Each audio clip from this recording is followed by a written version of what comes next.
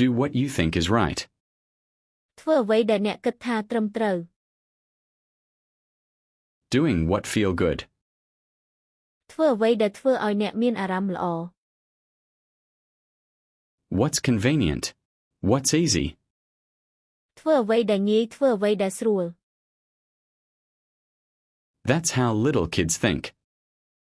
ការគិតបែបនោះជាគំនិតរបស់ក្មេងតូចៗ Unfortunately, a lot of so grown-ups.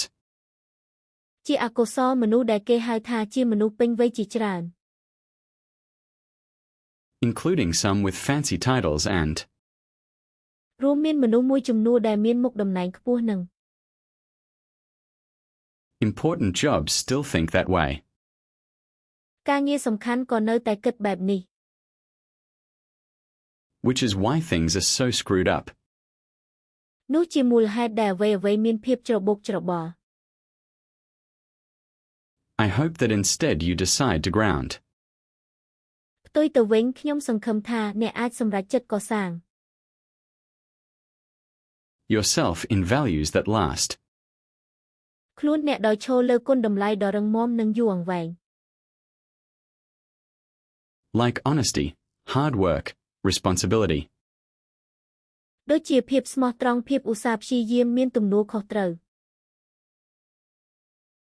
Fairness, generosity, respect for others.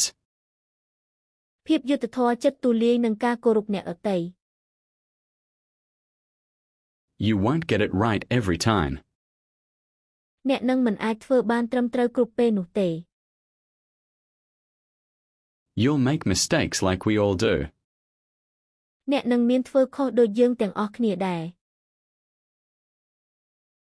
But if you listen to the truth that's inside yourself,